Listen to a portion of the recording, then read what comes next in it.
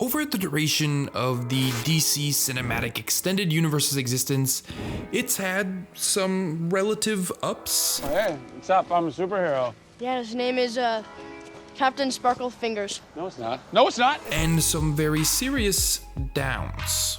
Not me, shorty. I'm beautiful.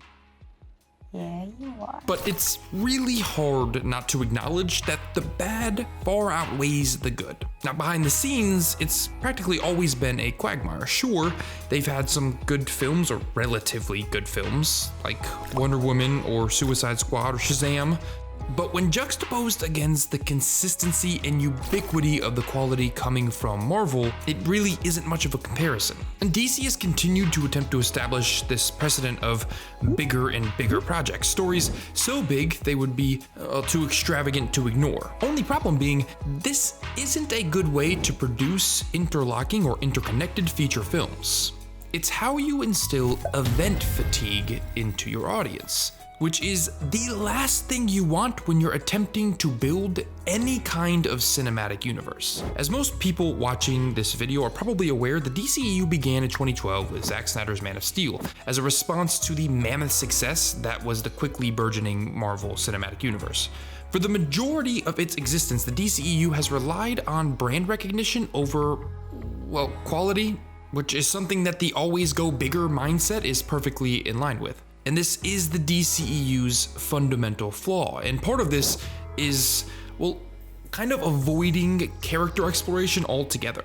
Batman vs Superman, Dawn of Justice, the theatrical cut of Justice League, the Snyder Cut, and the upcoming Flash movie are all the cinematic equivalents to crossover or event comics, which make that aforementioned thing very difficult. And when you're just building a superhero universe, when you're at the front of it, you need to be careful how many times you return to that narrative well before you've established anything or anyone worth watching. And this is a relatively new problem. Despite having had success on the big screen since the 70s with projects like Superman the Motion Picture, Batman '89, the attempt at building a interconnected multi-film universe for their characters to exist in has proved very difficult for DC, which in some ways is strange given that they were wildly successful in the 90s with their animation silo. But the live action world didn't and hasn't fared as well. To put it simply, the DCEU has struggled to get off the ground, to find its identity.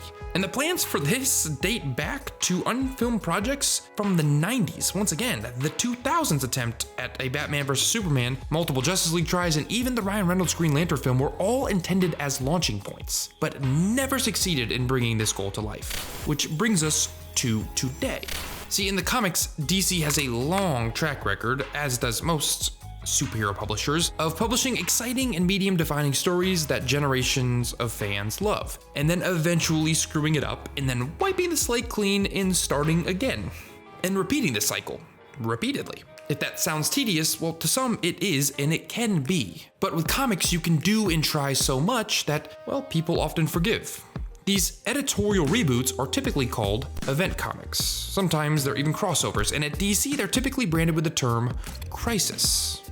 Crisis on Infinite Earths, Identity Crisis, Infinite Crisis, Final Crisis, and Flashpoint, because DC Comics editor-in-chief Dan Didio promised that there would be no more Crisis books ever again, and then produced a Crisis book, but called it something else. And this has been happening for a while. 1985 saw the creation of the first, oh man, continuity is too complex, let's wipe the slate clean, event dubbed Crisis on Infinite Earths. Already aforementioned, a titular callback to the Silver Age crossover Crisis on Two Earths that showed the mainline DCU characters meeting up with their Earth 2s, also known as Justice Society of America.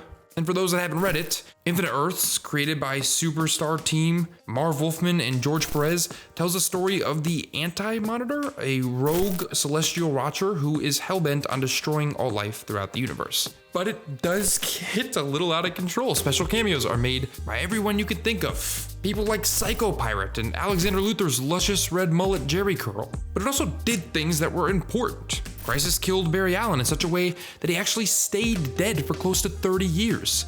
In comics, that's kind of unheard of. And this would start the pseudo-transition of a Flash dying every time DC published a crisis, either literally or metaphorically. Wally West, Barry's nephew, took over as the Flash from this point on, and he was eventually retired at the end of Infinite Crisis.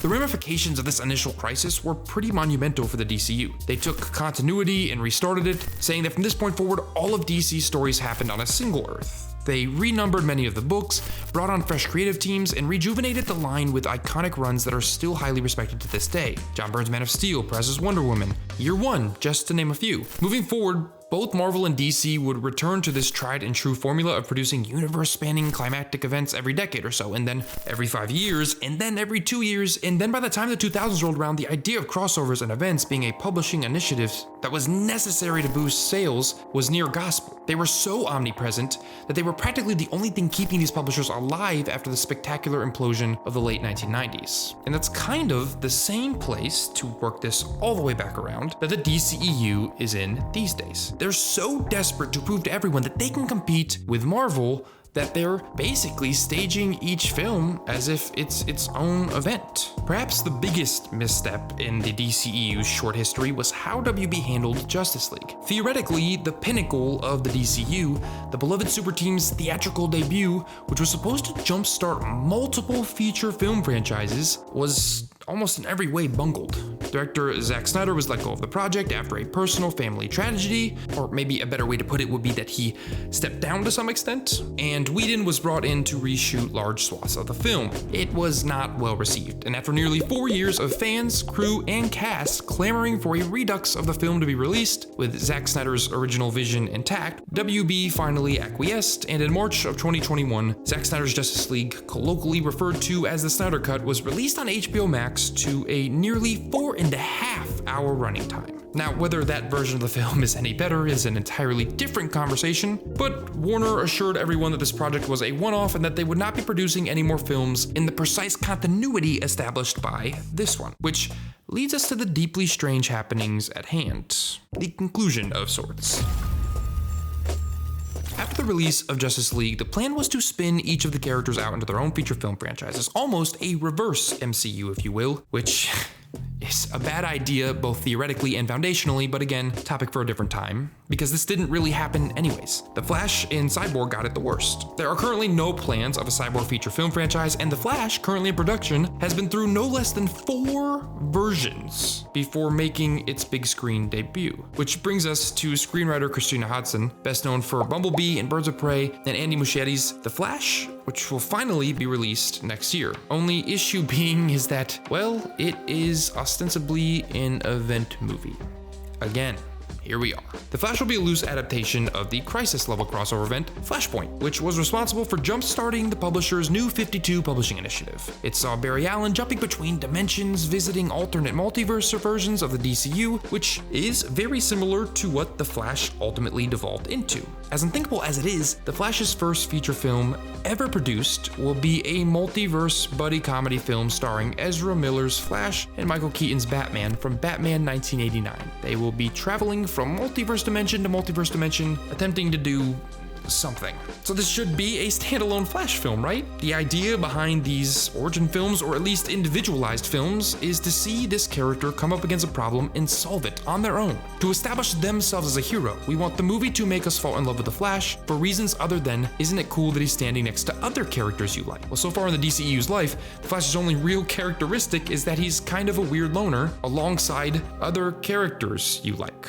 This would be the equivalent of Thor Ragnarok being the initial film in the Thor franchise, or Captain America Civil War being the first Cap movie. Those movies are successful because you've had time and context to attach to that particular character. They're allowed to be overly complex with cameos from other characters because the films have done the heavy lifting of establishing the protagonist previously. With The Flash, they're trying to start at third base. How are we supposed to fall in love with Barry as a character when the most development he's gotten is the non-canon Snyder Cut when he gets slightly too excited about hot dog juices? In the comic world, the feeling of not wanting to support the new summer event but feeling backed into it by the publisher is often referred to as event fatigue. And while the prospect of Michael Keaton returning as Batman is exciting, is that really what you should be most looking forward to about a Flash film? Ultimately, this is yet another example of DC and Warner not wanting to do the legwork and take the time and money to develop a franchise properly, of feeling the weight of competition a little too much.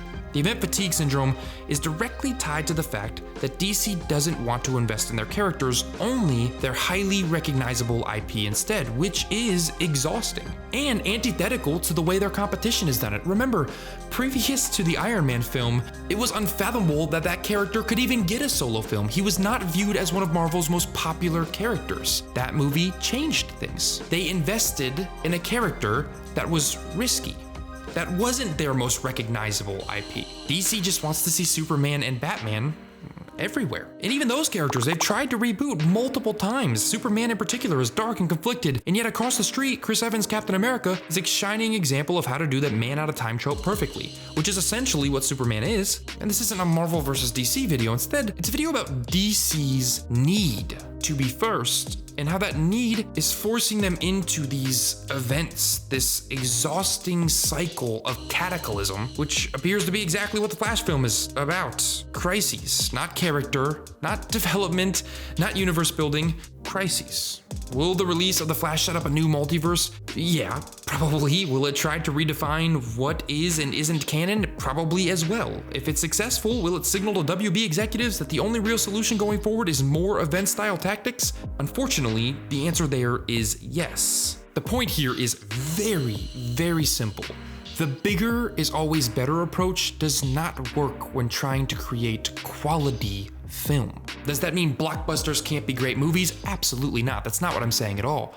What I am trying to articulate, however, is that when the big becomes the focus, you've inevitably torn from the small that creates attachment.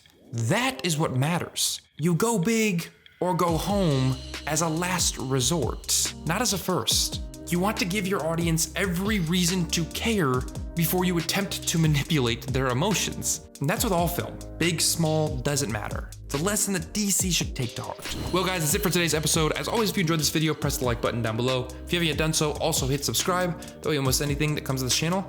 Right now, probably 2 more videos. You can click on either of those, stay right here, and hopefully I'll see you guys in the next one.